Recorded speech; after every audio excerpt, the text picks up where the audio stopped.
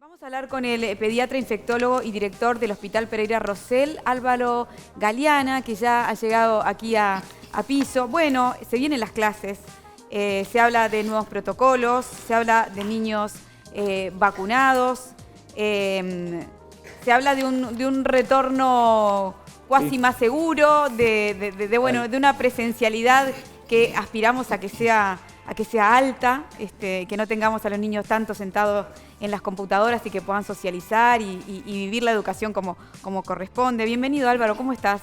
Muchas gracias. Hola, buen gusto día. para mí estar con ustedes acá. Un placer. Realmente. Bueno, Bienvenido. estábamos hablando de que evidentemente este es un tema de todos los días y que nuestro discurso y las noticias que vamos brindando a los televidentes van variando.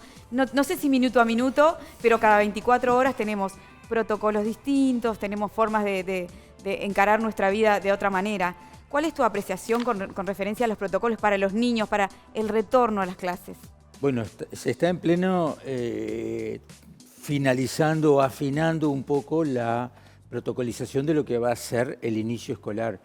El motivo central para que haya variaciones casi diarias está un poco vinculado a que también variaciones casi diarias hemos ido teniendo a lo largo de la pandemia y la realidad va modificándose, entonces la conducta a tomar también se van modificando. La cepa ya sabemos, pero sabemos desde diciembre que existe esta cepa, no es algo que tuviéramos clarísimo desde antes. Pero nosotros siempre pensamos que a nosotros no nos va a llegar.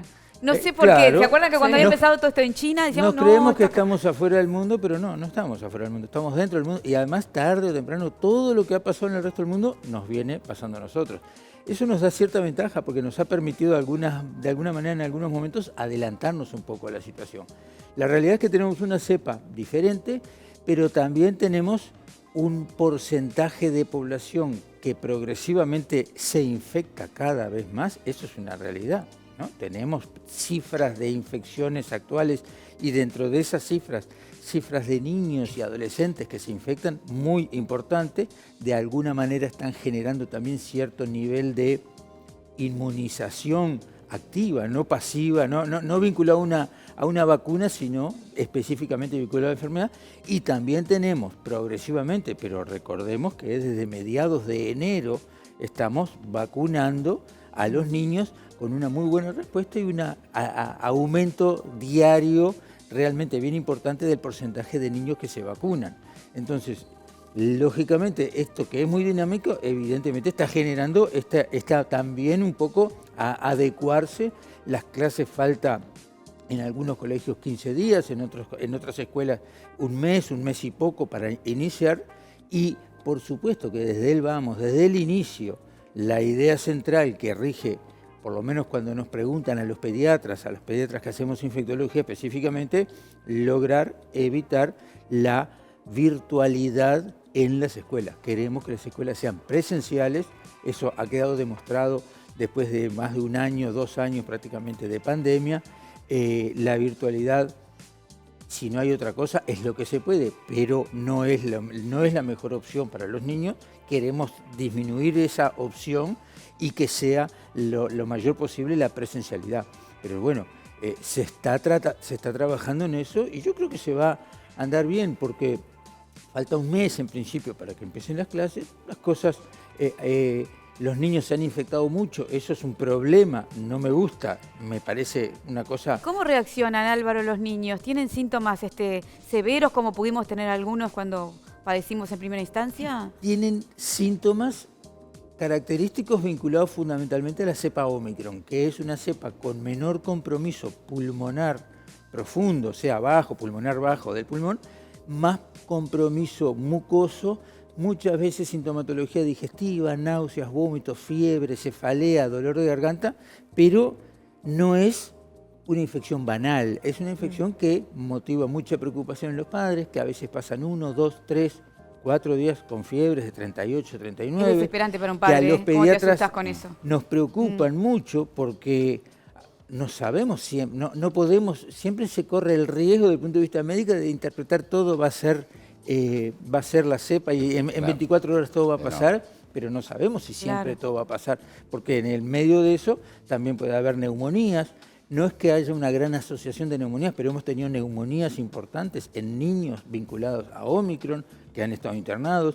tenemos bebitos muy pequeños, bebés menores de 1 año, entre un mes y 1 año, cuyos hermanos de 7 años se infectan, pero cuando te llegan un bebé de 2 meses y tiene 39 de fiebre, hay que descortar las infecciones bacterianas. Entonces eso implica hemocultivo, a veces internación, punción lumbar, una serie de cosas porque uno no puede descartar de primera. Claro. Como a su vez hay un poco de componente neurológico, a veces los niños están más decaídos, más deprimiditos. Entonces un niño de 2 meses con fiebre y un poco deprimido, hay que buscarle la meningitis. Entonces, todo eso complica el panorama desde la parte pediátrica. Álvaro, yo tengo una sensación que la gente lo está tomando esto como algo como una gripecita común. Como una gripecita común. La gente, esa es la percepción que yo tengo cuando uno anda por todos lados, ¿no? No, esto es pocos síntomas, no pasa nada. En el caso de los niños, bueno, tú estás haciendo referencia a algunas situaciones que han sido complicadas. La pregunta empezamos con la vacunación hace 15 días. Entre una dosis y la otra son 6 semanas. ¿Qué cuidados hay que tener en el medio con los chicos? Porque 6 semanas es bastante y uno dice, si se me enferma justo en esas 6 semanas, no se puede dar la segunda dosis. Obviamente la enfermedad lleva una inmunización también, pero se nos retrasa 3 meses la vacuna y por otro lado decimos, no puedo tenerlo encerrado, que no sociabilice, que no vaya a cumpleaños o se vienen las clases. O sea, ¿qué hacemos en ese periodo ventana entre una dosis y la otra? La línea es la misma, evitar que se infecten, mantener el criterio de que no es, como tú decís, no es una gripecita, no es una pavadita. Los chiquilines que se vacunan y unos días después se infectan porque apareció el padre y el niño está con fiebre y está vinculado, ya ni siquiera de repente es necesario hacerle el test, porque si hay alguien en la familia que tiene el COVID y el nene tiene aún vacunado, tiene fiebre, dolor de cabeza y mocos, lo más probable en ese entorno es que sea COVID. Ese niño deja de vacunarse por 3 meses, pero la medida ¿cuál es? Tratar de evitar que se infecten. Las aglomeraciones de los niños, los grandes cumpleaños, los grandes lugares donde se juntan muchos niños, hoy en día con una cepa que en general es una enfermedad leve, pero no deja de ser importante en algunos casos. Entonces, ¿cuál es el punto? Esos niños que ya se sienten bien o saben que estuvieron en contacto pero se sienten bien, van al cumpleaños, contagian y ahí se empieza a diseminar. Y eso un poco es el criterio también que se está pensando para luego el inicio de las clases. O sea, seamos conscientes, hay que evitar la infección. Si hay contactos familiares, que no vayan. Si hay un niño que su mamá o su papá o su hermano mayor está cursando, mayor o menor, está cursando el COVID y se diagnosticó, esos niños que no concurran a la clase cuando están en su familia conviviendo con... De alguna manera es el mismo sistema que aplicamos en la salud. Que los padres lo sepan y tomen respetar un poco esas medidas, no menospreciar la enfermedad.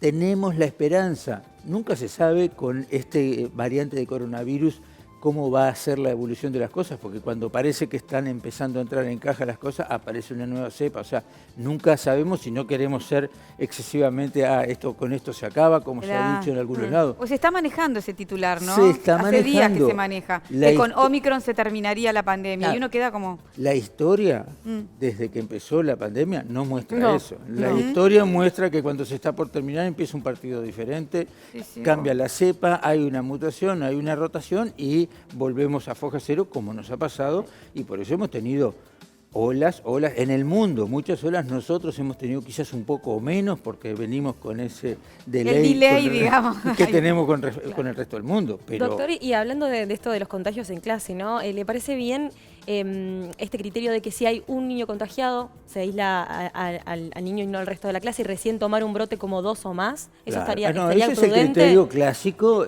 brote se considera 2 o más, no es 1.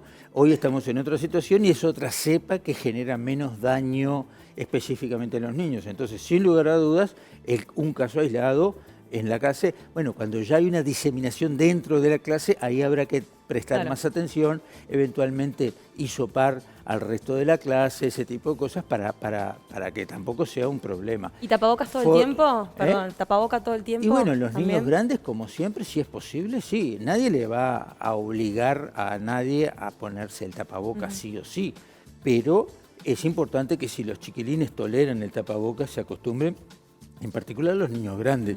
Los niños más pequeños es más difícil si lo toleran bien, y si no lo toleran, nunca se va a separar al niño de la clase porque no haya hecho algo. Claro. Si es posible que el niño esté vacunado, es mejor, siempre va a ser mejor tener la vacuna que tener la enfermedad. Claro. Y en un contexto de alta circulación viral, como tenemos en este momento, en particular en los niños, donde sí o sí prácticamente se van a infectar, prefiero que antes hayan recibido la vacuna. Eso es un concepto bien importante porque no es todo lo mismo. Claro. En ese sentido, el tema de la vacuna, porque uno sigue lamentablemente escuchando gente que dice, no, yo no me vacuno ni dejo vacunar a mi hijo porque no sé qué es lo que tiene esa vacuna o esa vacuna es mala. Igual fuman 2 o 3 cajas de cigarrillos por día y no es malo, pero la vacuna es mala. Entonces, ¿qué consejo tú le das a esos papás? Y de alguna manera también saber si en estos 15 días se han reportado casos de complicaciones importantes referidos a la inmunización con Pfizer en los niños. No ha habido problemas. Yo estoy vinculado directamente con el Centro Pereira Rosell, con la administración de la vacuna. Recibo a diario los números, son 700, 800, 900 días por día que se vacunan. Y en la misma lista que me mandan me dicen si hubo algún problema vinculado en el momento con la vacuna. Nunca hubo problemas y no hemos notado tampoco al nivel de las emergencias, porque los ESAVI o los problemas vinculados a las vacunas pueden darse en el momento de la vacuna, pueden darse en la semana siguiente, 2 días a 1 semana o a 2 semanas. No hemos tenido, estamos a 15 días que tendríamos que tener datos. Yo no he tenido información de que hubiera habido problemas ninguno en ninguna emergencia que hayan dicho este niño ingresa porque recibió la vacuna y ahora está con dolor precordial y está grave. Eso no ha existido hasta ahora, en nuestro país no ha existido.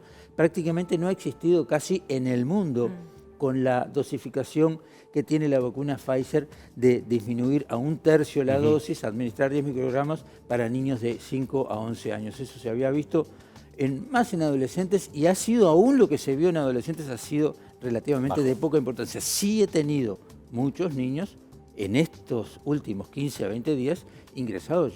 Ahí ingresan niños al hospital por COVID, no por la vacuna, ingresan por la enfermedad.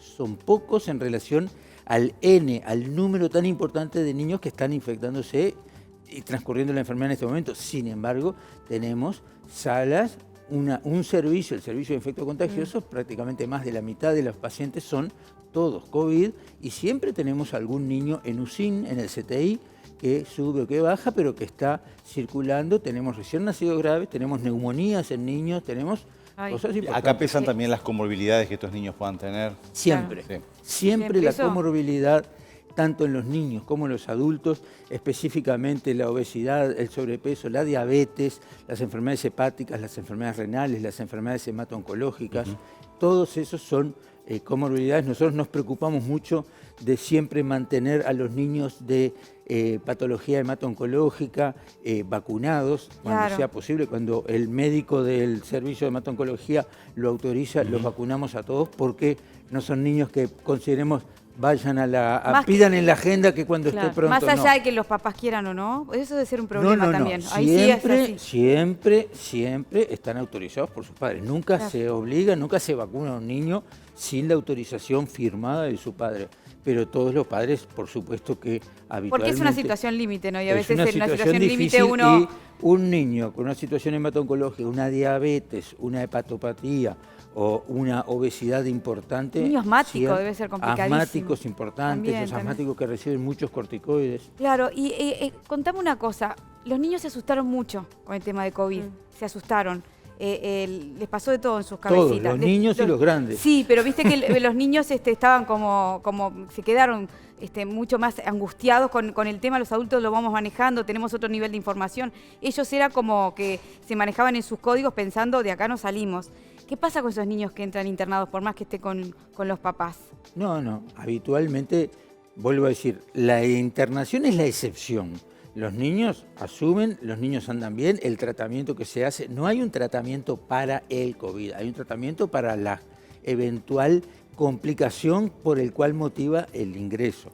Pero esos niños andan bien desde el punto de vista de No es que se sientan que se vayan a morir porque ingresan, se enferman, algunos se enferman, algunos se ingresan, se tratan y andan bien. Hemos tenido buena evolución habitualmente en todos los niños que hemos internado. ¿Hemos perdido niños por COVID? En esta etapa última creo que no, Al principio hemos tenido algunos niños que, vinculados con su comorbilidad, han tenido enfermedades graves y han tenido neumonías graves y han fallecido, pero ahora, en estos últimos meses, que yo recuerde, no hay ningún caso. ¿Cómo está la salud mental de nuestros niños, no? Por lo que decía Adri, de que fueron tantos meses de incertidumbre, de preocupación, de estar en casa, de no poder socializar. Eso ha sido quizás uno de los daños más importantes, que está vinculado con la pediatría, con los niños y con los adolescentes, vinculado al COVID, sin lugar a dudas.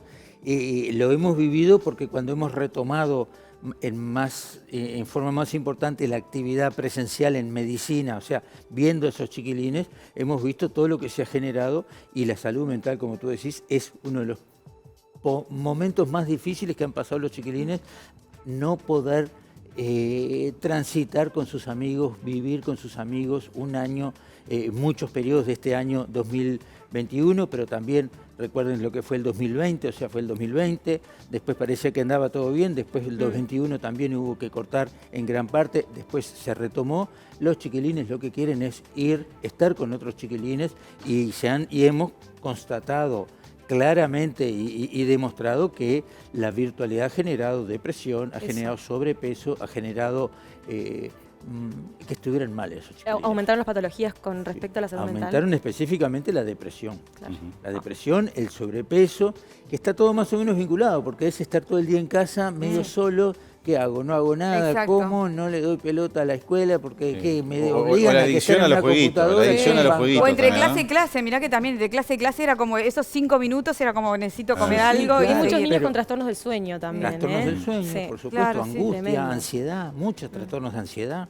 Hay un certificado esquema de vacunación que se exige, obviamente, a los niños y adolescentes, y bueno, quienes en algún momento hicimos controles pediátricos y adolescentes, era un requisito que generalmente se solicitaba ya, y empezaba la alta demanda a principio de año porque empezaban las clases y los colegios lo expedían, y hay vacunas que son obligatorias, y eso es así, ¿no? Y más allá del control, que es importante, pediátrico y control médico. ¿En algún momento podría llegar a pensarse en incluir esta vacuna dentro del certificado esquema de vacunación de niños y adolescentes, pensando que esto me parece que llegó para quedarse? Y hablo también de la gripe estacional, ¿no? Que todos los años hay que vacunarse, como una forma de prevención. Se sugiere, también es una sugerencia. Yo no creo que vaya a imponerse como una obligatoriedad, porque en general, habitualmente en nuestro país no es necesaria que haya una obligatoriedad legal para que la gente la vacune. Cuando se transmiten bien las cosas, cuando las familias entienden que por el bien de sus hijos es mejor que estén vacunados, las familias vacunan a sus hijos.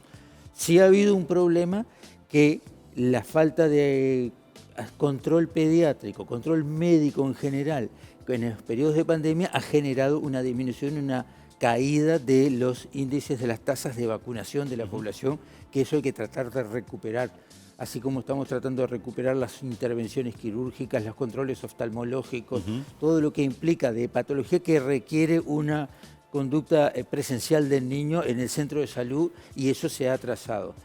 Las vacunas va a haber que instalarlas. También hay que ir planteándose de acá, no ahora, pero en algún momento, que en nuestro país vivimos sistemáticamente todos los años momentos de mucha cantidad de infección respiratoria grave en los niños, severas, que motivan que se llenen los CTI, que se llenen las salas de internación. ¿Eso es en invierno, Álvaro? Eso es en el invierno. Porque este año, se pone entendido, con el uso del tapaboca había disminuido bastante sí, eso, pero ¿o no? Pero este año tuvimos, ¿Sí? Este año 2021 tuvimos momentos de pico de BRS, que es el virus respiratorio sincitial, asociado con la bronquiolitis, que han sido realmente importantes. También deberíamos ir planteándonos en algún momento también pensar el año lectivo y las vacaciones con una perspectiva de la salud de los niños. Esto es como una cosa que evidentemente a mí se me ocurre como una forma de evitar que haya esos picos tan importantes de infecciones virales respiratorias en los niños. Quizás disminuir el tiempo de vacaciones de enero. Tenemos las vacaciones cuando nunca nadie se enferma, y tenemos clases permanentes cuando todos los chiquilines se enferman. de repente hacer una especie de rotación, en vez de que hayan 10 semanas de vacaciones, 10, 12 semanas de vacaciones, que hayan 6 semanas de vacaciones, que empiecen las clases antes y tener la disponibilidad de usar más tiempo cuando empiezan las infecciones virales respiratorias de clase, porque lo que nosotros vivimos en todos los inviernos es lo mismo. Llega un momento que no se da abasto en camas, no se da abasto en internación, se cortan las clases y en una semana baja todo. O sea, evidentemente la concurrencia de la escuela implica necesariamente, trae consigo la acumulación. Cuando las cortamos, incluso a veces se piden de adelantar el cortar, y yo digo, sabemos que nos va a pasar, nos pasa todos los años, sabemos que nos va a pasar. Vayamos pensándolo también de repente. Vuelvo a decir, no es una cosa que esté pensando yo para este año. No, hace tiempo se viene discutiendo. Pero plantearse la opción, empezar antes las clases y tener mayor disponibilidad de vacaciones en el correr del año, en particular en las épocas frías y de gran diseminación de infección respiratoria viral, para evitar esos picos de internación que son graves. Álvaro, me hiciste acordar a algunos médicos, a algunos ginecólogos, le dicen, mira, si te vas a embarazar, trata de que el nene esté en invierno dentro de tu panza. Siempre te dicen, si podés manejarlo y ves que resulta, trata de tenerlo y que ojalá nazca, fuera tan fácil. Pero te dicen, ojalá que nazca en diciembre. Cuestión de que en verano es todo más sequito. Para que tenga esos 3 primeros meses, porque sabemos que hay diseminación de BRS y quienes fallecen, los prematuros, los niños pequeños, los recién nacidos que agarran bronquiolitis, que es inevitable que los hermanitos de 2, 3, 4 años traigan el moquito y infecten a los niños. Entonces, tratemos de repensar un poco el tema con una perspectiva también pensando, no solo, pero también pensando en la salud de los más pequeños. Yo lo que creo es que nosotros estamos todo el año esperando ese solcito. Es como eso, me parece, Álvaro. La gente está deseando que llegue los primeros días de diciembre. En julio estamos todos arrepentidos porque tenemos a todos los nenes internados y no sabemos cómo hacer. Ahora que Álvaro dice que los niños llegan con ese moquito, uno lo ve en las escuelas. Y va a pasar ahora que en marzo van a empezar las clases y muchos papás lamentablemente van a mandar a los niños a la escuela con un moquito porque es un moquito y minimizan la situación y pueden estar estar llevando el COVID. Así Entonces, que cuidado. También hay que tener cuidado y también hay porque cuando tienen fiebres generalmente no los mandan, pero tienen un moquito y yo lo veo, los mandan. Los niños de 5 años en adelante, en lo posible, que estén inmunizados, que estén vacunados. Siempre va a ser mejor la enfermedad, la vacuna que la enfermedad en el niño. Siempre va a ser mejor. Los niños menores de 5 años, bueno, una forma de alguna manera de protegerlos es que los hermanos estén vacunados, que el entorno esté vacunado. Entonces, hay que seguir con esto. Esta infección, específicamente de Omicron, puede pasar asintomática o no asintomática del todo, pero más bien con muy pocos síntomas. O sea, con algo que no molesta mucho. Que no molesta mucho.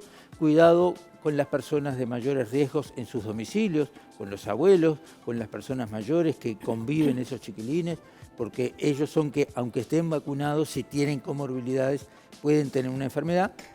Hasta ahora ha demostrado no ser una enfermedad tampoco muy severa en los adultos, pero si uno mira para atrás, los numeritos de los muertos diarios van en aumento. Los numeritos de los internados en CTI ya pasamos los 150 y hace 20 días teníamos 20. Entonces, ojo, porque no es tan banal todo esto. Esto ha generado problemas en el mundo y está generándonos realmente problemas a nosotros. Álvaro Galiana, muchísimas gracias por aceptar la invitación y venir a charlar con nosotros. Por favor, un placer para mí. Gracias, lo mismo decimos. Gracias a ustedes, un saludo para todos.